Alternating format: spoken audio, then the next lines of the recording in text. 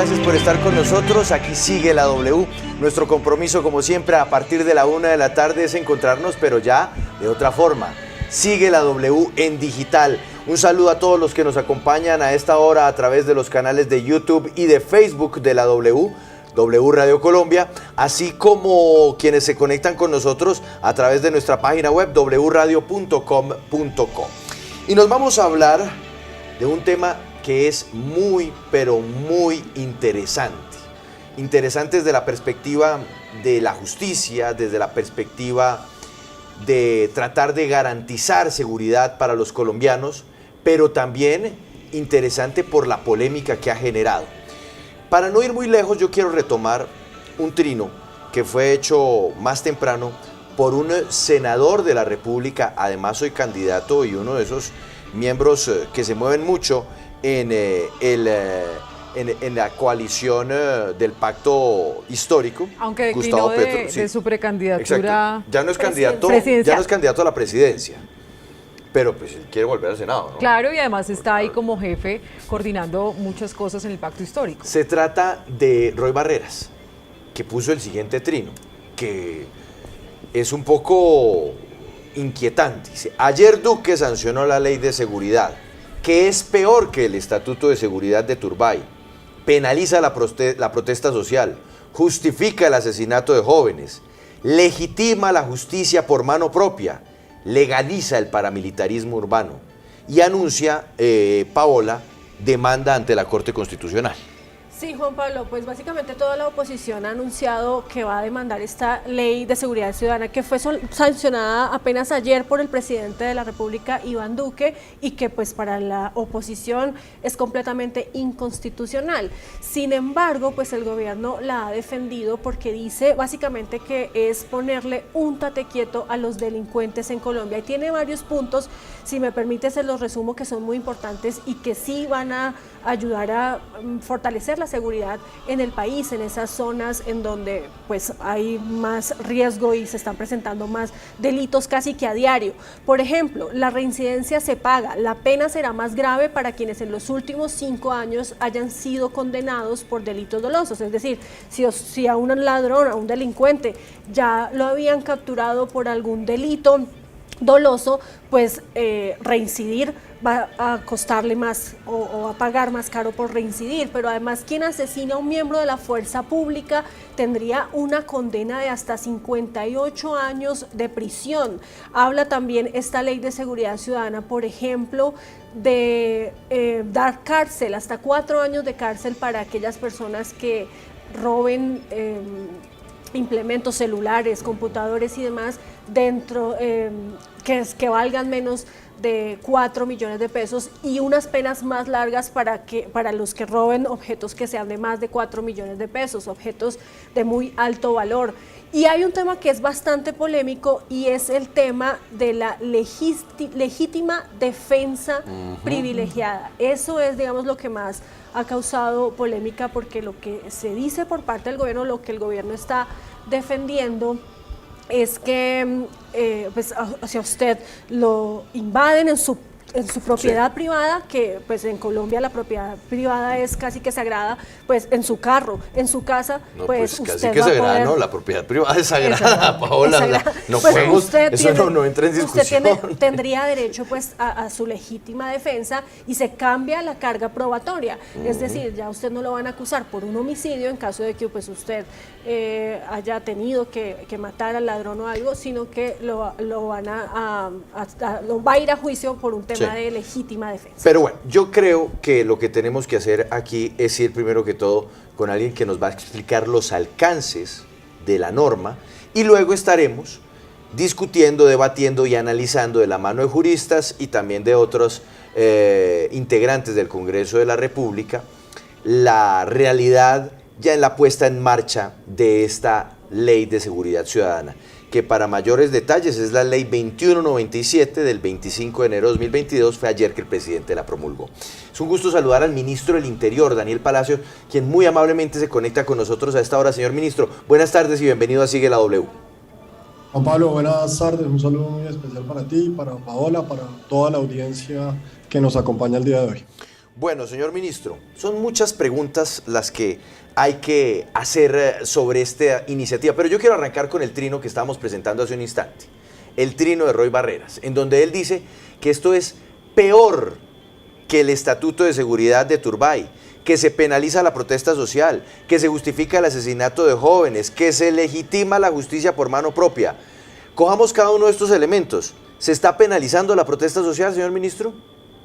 Bueno, como lo hemos dicho en diferentes oportunidades, a mí no me sorprende pues para nada que el senador Roy, que está en campaña y que hace parte de una coalición que es totalmente en oposición al gobierno, que desacredite cualquier esfuerzo que haga el gobierno por mejorar las condiciones de seguridad.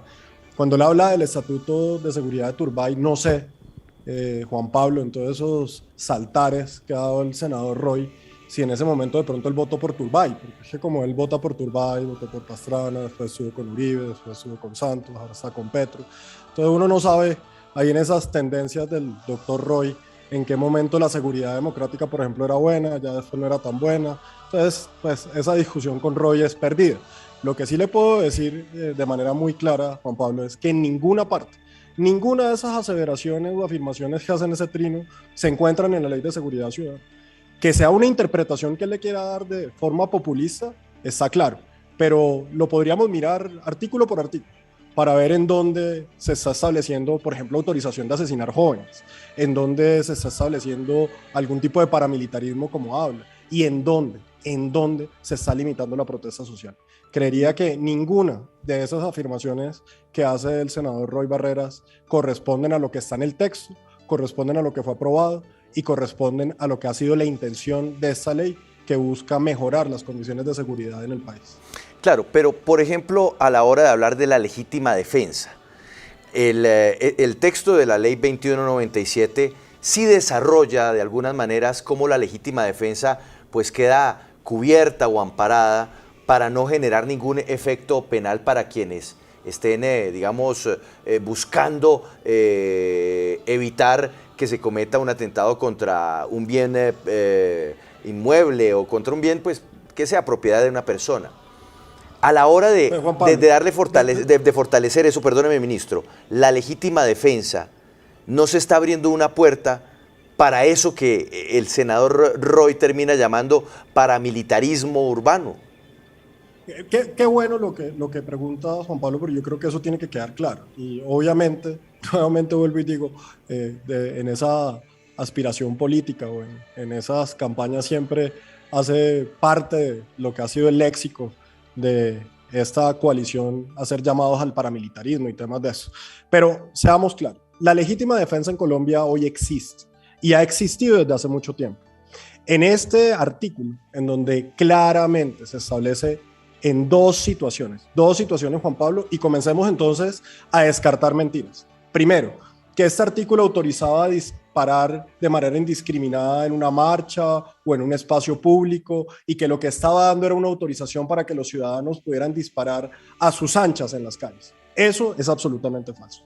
Lo que dice el artículo es que en dos circunstancias, una, en la habitación y dos, en el vehículo privado, en el vehículo propio, se presume, y esto quiere decir que se cambia o se invierte la carga de la prueba.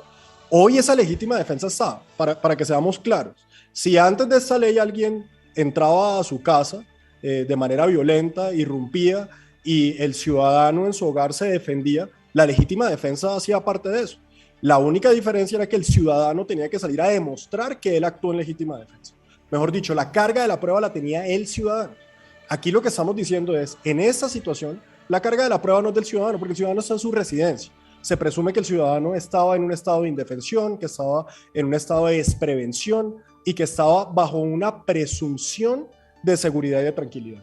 Y debe ser el Estado el que debe probar si ese ciudadano actuó, por ejemplo, no residiendo.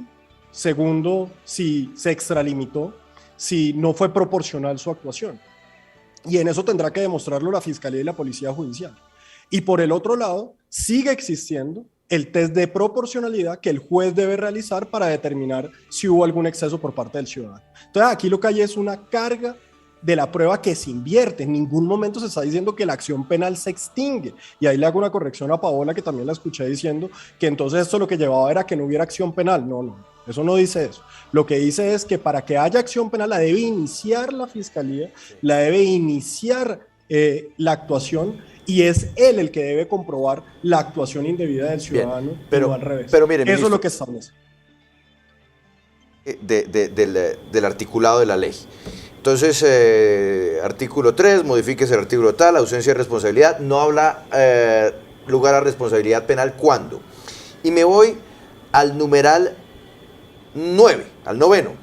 Se obra impulsado por miedo insuperable. ¿Qué es el miedo insuperable? O sea, yo puedo entonces decir que, porque siento que un habitante de calle, por poner cualquier ejemplo, se acerca de manera agresiva a mí, yo puedo coger un ladrillo y estapillarlo porque tengo un miedo insuperable. O dicho esto, o lo doy otro ejemplo. Entonces, yo estoy en mi casa, en un barrio cualquiera de Bogotá, y llega una protesta, por ejemplo, en la zona de las Américas. Y entonces arranca lo que pasa todos los 28, el despelote que condenamos totalmente porque acabó con la tranquilidad de sus vecinos. Y entonces un vecino dice, ¿sabe qué? Es que esto, yo estoy asustado de esto, salgo a echar unos tiros así al aire. ¿Eso es miedo insuperable? Todos los ejemplos que pusiste en primera medida, el miedo insuperable ya estaba en la norma. Es que yo creo que aquí es muy importante leer la norma como está. Entonces tú me estás haciendo una pregunta sobre algo que ya existía en la norma. Okay. Lo que aquí se cambia en el artículo, sencillamente es la carga de la prueba y en donde se establece esa presunción, digamos, a favor del ciudadano, en dos casos particulares. Entonces, lo de miedo insuperable ya está definido en la norma y hace parte del test de proporcionalidad que el juez hace para poder decidir si la vida del ciudadano estaba en riesgo. Primer punto. Segundo, el ejemplo que me ponen no opera, porque si hay alguna acción que se está generando fuera de la residencia del ciudadano, el ciudadano no puede salir a disparar, no puede salir a actuar en un tema de defensa personal. Por eso, nuevamente repito, como está la norma, se refiere a la habitación y en vehículo propio, al interior del vehículo, y establece claramente que es frente a la violación de esa habitación, quiere decir cuando la persona entra. Entonces, para que seamos claros en eso, porque es que en eso se genera mucha retórica. La norma como estaba ya hoy hablaba de la defensa, ya la norma como estaba hablaba del miedo insuperable, ya todo eso está establecido. Lo único que se está diciendo en eso es, hombre, el ciudadano que está en su casa, y ahora pongamos el ejemplo al revés, el ciudadano que está en su casa, vamos a poner el ejemplo Juan Pablo, yo no sé si tienes hijos, pero puedes estar tú en tu casa a las 12 de la noche, durmiendo, rompen un vidrio, alguien entra, tienes total y ausencia de conocimiento de saber si esa persona que está haciendo un ingreso violento a tu casa viene a robar, viene a asesinarte, viene a secuestrarte, viene a abusar sexualmente de ti o de tu familia. Y ahí viene la condición del ciudadano de defenderse.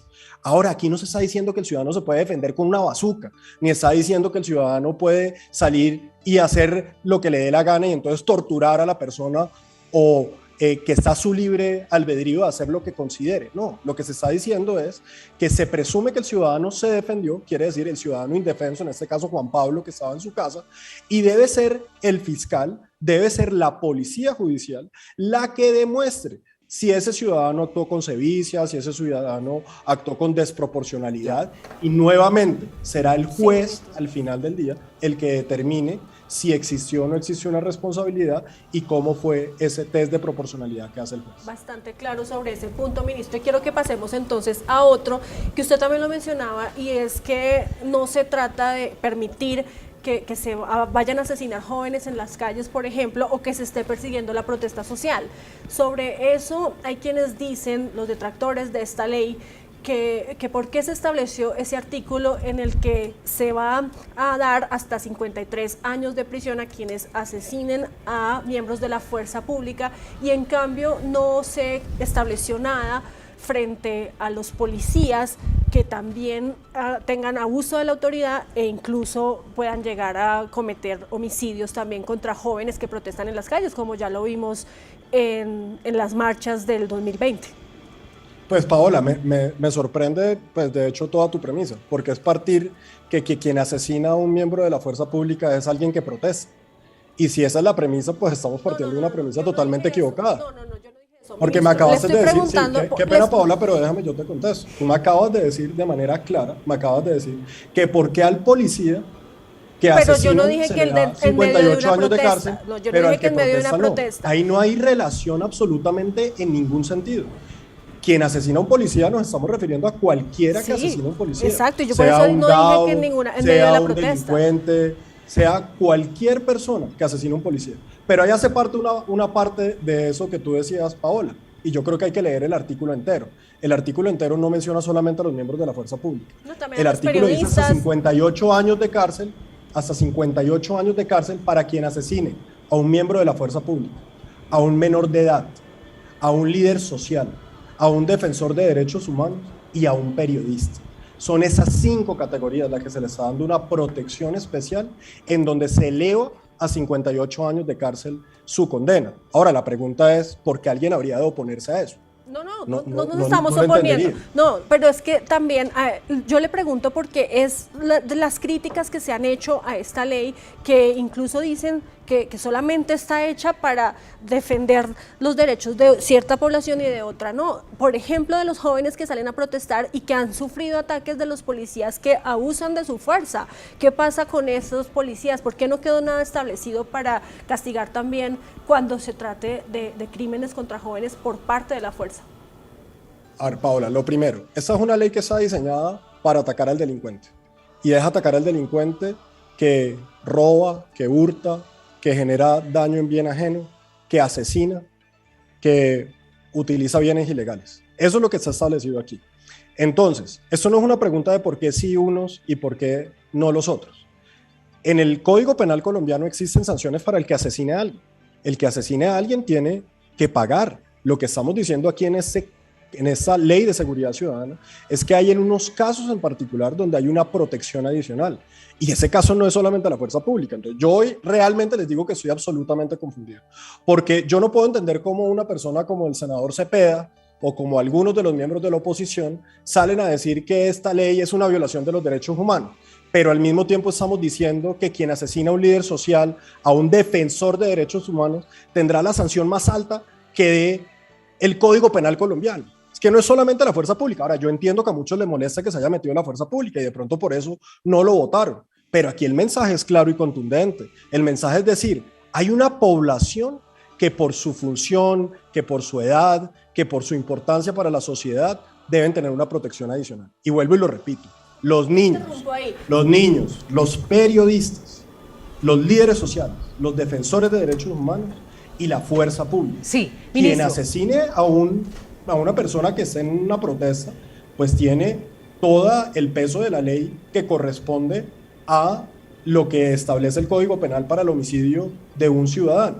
Pero déjeme adicionarle algo.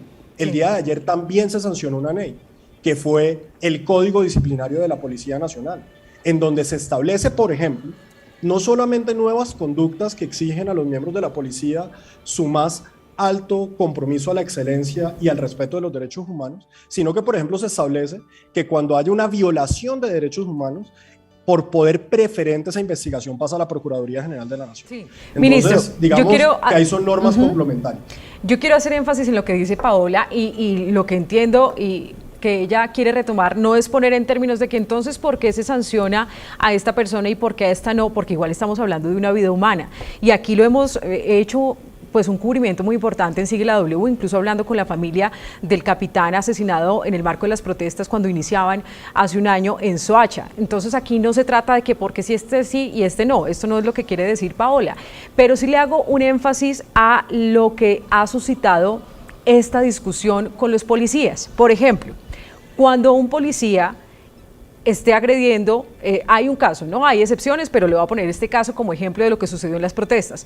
Una persona dice que un policía lo está golpeando. Este policía después podría tomar esos recursos de la Ley de Seguridad Ciudadana para decir que hubo un intento de homicidio y que por lo tanto se agrave la conducta y el manifestante queda desprotegido. A esa es la pregunta, y esto tiene un contexto y son las marchas donde abuso de autoridad y también abuso de manifestantes que utilizaban era la violencia y que no estaban era marchando. Entonces entiéndame por favor el foco y contéstenos esa parte. No se puede prestar para pues abuso policial. Bueno, pues nuevamente te lo vuelvo y digo, es que estamos partiendo de una premisa equivocada y es que la Ley de Seguridad Ciudadana es para atender la protesta. Y ahí es donde estamos equivocados. Porque la Ley de Seguridad Ciudadana... Le dio la vuelta al mundo, que Colombia pues explotó socialmente y que duró muchos pero vuelvo meses. Y te repito, ese es el enfoque que tú le quieres dar. No es el que yo le quiero dar, es el contexto político. No, pero yo te pido un favor que me dejes responder. Claro, pero si yo le Andrea, pido, pues es muy difícil. adelante ministro, yo le pido que usted Entonces, responda, pero si no... me dejas responder, yo respondo claro, y respondo ya le doy la como palabra, pero solamente responder. déjeme decirle algo. No olvidemos el contexto de una realidad social inocultable que le dio la vuelta al mundo sobre Colombia. Adelante. Así es, Andrea, y hay una realidad social que es la delincuencia.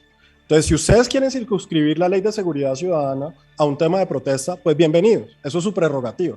La Ley de Seguridad Ciudadana está diseñada para combatir la delincuencia, está diseñada para combatir a los GAOs, para combatir a los grupos delincuenciales organizados, para combatir a los violentos. Ahora, estamos claros que hay un marco en donde hay unas protestas, y nuevamente vuelvo y lo repito, aquí no hay una sola palabra en todo el texto de la ley que hable sobre la manifestación pacífica o hable sobre la protesta social. Quien lesione a un policía, sea en el marco de una protesta, sea en el marco de una actuación policial, debe tener una sanción más alta. Y eso no solamente ocurre en Colombia, eso ocurre en la gran mayoría de países del mundo, donde se le da esa protección a un miembro de la fuerza pública, quien representa la acción del Estado y la de todos los colombianos. Para eso que existen todos los mecanismos de protección, el debido proceso, las investigaciones que adelanten los jueces. Pero en este caso particular, cuando estábamos hablando del homicidio, y vuelvo y me encamino a eso, en ningún momento se está hablando sobre quién asesina al policía o quién asesina al líder social o quién asesina, o sea, no estamos hablando del victimario, estamos hablando de la víctima. Y a la víctima le damos una protección especial y al victimario le damos la sanción más alta. Entonces, nuevamente para cerrar el tema de homicidio, quien asesine a un miembro de la fuerza pública, a un menor de edad, a un periodista, a un líder social, a un defensor de derechos humanos, la consideración que traerá el Código Penal es que se le puede dar la máxima condena, que es hasta 58 años de cárcel. Sí.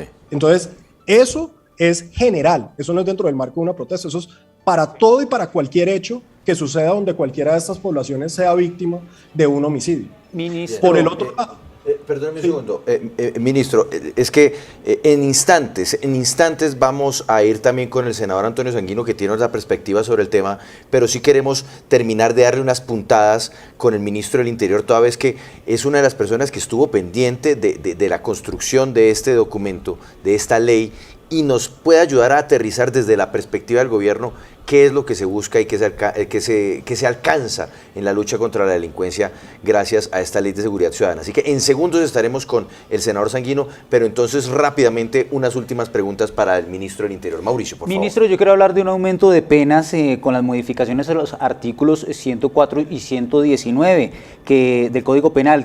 Aquí ya se habla de penas de hasta 58 años de prisión. Para una persona mayor de 50 años que cometa un delito y sea juzgada, condenada por uno de estos crímenes a 58 años, ¿no es hablar un poco de cadena perpetua o eso va a tener un trato diferente?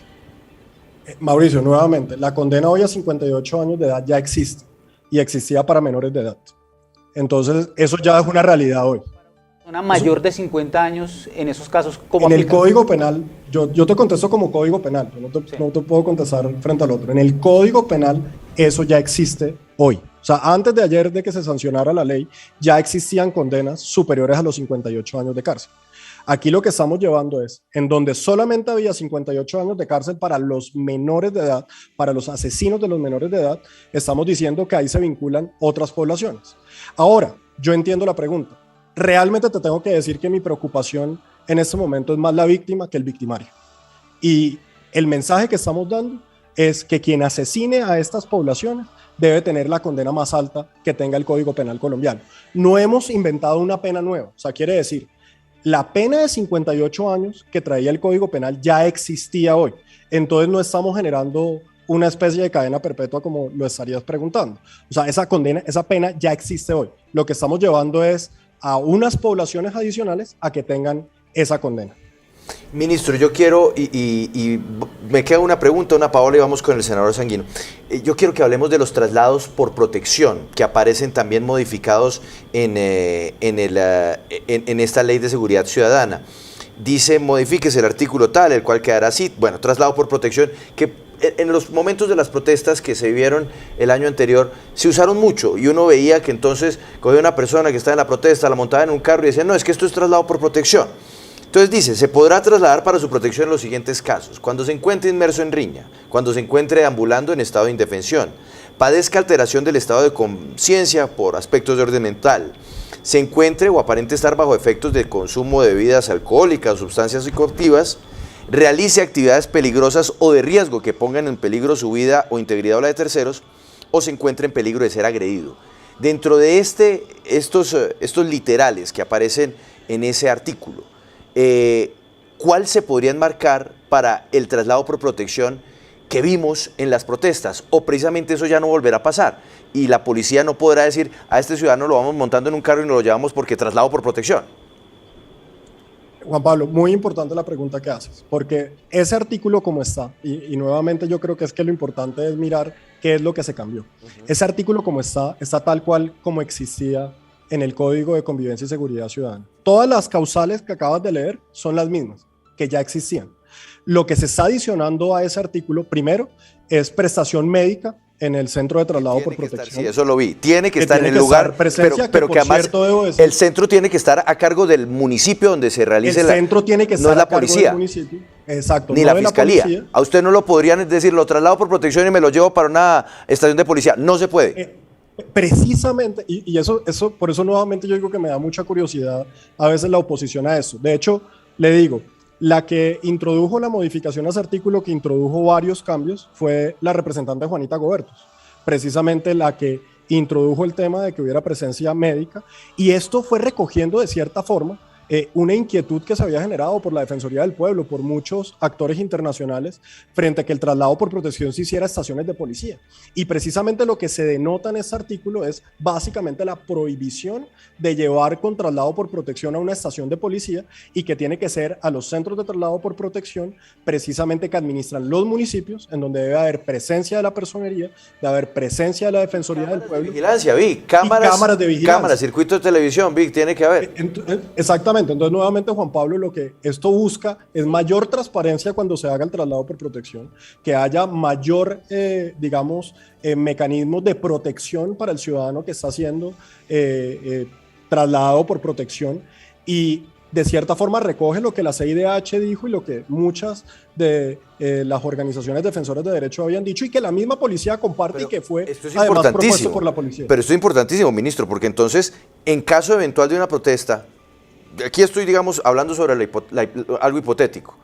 Un ciudadano puede decir, usted me tiene que llevar a un centro de protección de la ciudad, usted no me puede llevar al CAI, usted no me puede llevar a una estación de policía. O sea, si se conoce esta ley, la persona que vaya a ser llevada por este traslado por protección le tiene que exigir a la policía que lo lleve a un centro de protección de la ciudad. De lo contrario, no se lo pueden llevar a ningún lado. Así es, precisamente eso es lo que establece la norma. Y por eso yo vuelvo y digo que es muy importante leerla, porque en esto puede haber mucha desinformación. Yo, por ejemplo, me reía, y se los tengo que compartir. Hoy escuchaba que el senador Cepeda iba a denunciar ante los congresistas de Estados Unidos, por ejemplo, la legítima defensa privilegiada. Y yo decía, ¿será que el senador Cepeda no ha leído la normatividad de Estados Unidos, donde la legítima defensa es inclusive mucho más amplia que la colombiana? Ministro. En donde es un país en donde se pueden comprar armas bajo la segunda enmienda de la Constitución de los Estados Unidos, básicamente presentando la licencia de conducción. Ministro, sobre eso es la siguiente pregunta, y ya la final, porque tenemos que ir con el senador Sanguino. El porte de armas, ministro, ¿cómo quedó en esta ley? ¿Qué va a ser delito? ¿Qué no? ¿Quién va a tener que pedir permiso para tener incluso hasta un arma traumática? Bueno, eso es muy importante también, Paola, porque nuevamente, un tema que generó mucha inseguridad, no solamente en los temas de hurto, en los temas de homicidio, en los temas de lesiones personales, y obviamente algo que utilizan las personas que quieren empañar la protesta pacífica, son las armas traumáticas, las armas de letalidad reducida. Y aquí estamos poniéndole un tate quieto al tema de las armas de letalidad reducida. se está estableciendo una reglamentación supremamente fuerte para poder portarlas, para poder solicitar el permiso. Entonces, antes yo escuchaba algún comentario que decía, es que aquí están legalizando lo que pasó en Cali con algún ciudadano que sacó un arma traumática. Por el contrario, absolutamente por el contrario. Estamos diciendo que una persona no las podría portar sin antes haber tenido que pasar por el Departamento de Control y Comercio de Armas, que tiene que haber un permiso especial por parte del Ministerio de Defensa. O sea, una rigurosidad absoluta para algo que hoy existe a las anchas de cualquier ciudadano de hacerlo. Entonces, si algo lo que se está poniendo es mayor rigurosidad para el porte de esas armas. Pero déjeme decirle aquí una cosa que es importante y tal vez para mí uno de los factores más importantes de esta ley. Y es que se establece que quien cometa un delito violento, y esto estoy seguro Paola, estoy seguro Juan Pablo, estoy seguro todos los de la mesa de trabajo, que es de los temas que ustedes hablan tanto en la mesa de trabajo como en sus casas. El tema de que una persona llegue y robe a otra con un arma de fuego, con un arma blanca, y al otro día salga a la calle. Y aquí lo que estamos diciendo es, para el juez, a partir de la sanción de esta ley, cuando se comete un delito violento utilizando arma de fuego, arma blanca o arma de letalidad reducida, la medida de aseguramiento tiene que ser intramural. Quiere decir, ese delincuente violento se tiene que esperar su juicio en la cárcel y no en la calle. Y eso lo que está haciendo es protegiendo a la ciudadanía de un delincuente violento, que es lo mismo que hace la reincidencia. Aquí el delincuente que cometió un delito, que fue condenado y en un lapso de 5 años vuelve y comete otro delito y vuelve y es condenado, se le agrava la pena. Entonces aquí lo que estamos diciendo, esa persona que salió de la cárcel, no se resocializó y volvió a cometer delitos, pues se le agrava la pena. Entonces no es una violación de los derechos humanos, Ministro, es la seguridad ciudadana. Me voy con el senador Sanguino, pero le quiero hacer la última, ultimísima pregunta, porque me puse a hacer el paralelo entre el decreto 1923 del año 1978, creo que sí, que fue el Estatuto de Seguridad de Turbay versus la nueva Ley de Seguridad Ciudadana. Y yo quiero que usted me diga si aquí hay algún, aunque sea mínimo, paralelo. Dice el decreto 1923 del 78. Se impondrá arresto inconmutable hasta por 1 año a quien use injustificadamente máscara, malla, antifaz u otro elemento destinado a ocultar la identidad. Yo vi que en la ley de seguridad ciudadana se habla de cubrirse la cara. Sí, aquí está, mire, se introduce circunstancia de agravación punitiva al delito de perturbación en servicio de transporte público colectivo. Bien. Cuando se empleen máscaras. Hagamos el paralelo, porque claro, el decreto del Estatuto de Seguridad hablaba de arresto inconmutable por utilizar una máscara. ¿Aquí de qué estamos hablando cuando se habla de algo para taparse la cara, ministro? Es muy importante porque si tú miras, en donde se está haciendo la grabación ya es en un delito. No es un delito per se utilizar si yo máscara. Si yo salgo ahorita de Caracol y me pongo una máscara que tengo, porque de repente... No pasa absolutamente nada. No me puede parar la policía y decir, ¿usted por qué está cargando una máscara, señor? Me lo llevo para la estación. Juan Pablo, con absoluta claridad, no pasa absolutamente nada. Esa modificación se está refiriendo al artículo que existe hoy frente a lo que es un bloqueo ilegal de una vía y cuáles son los agravantes cuando ya inicia la fiscalía una actuación penal sobre eso. Listo. No se requiere a que un ciudadano no pueda salir con una máscara. No le quito más tiempo, ministro. Me voy con el senador Sanguino y me voy también con un gran penalista que tenemos invitado, es Maher Abu Shihab, que fue además asesor del anterior fiscal general de la Nación. Muchas gracias, ministro, por estar con nosotros en Sigue la W. Muchas gracias a ti, Juan Pablo.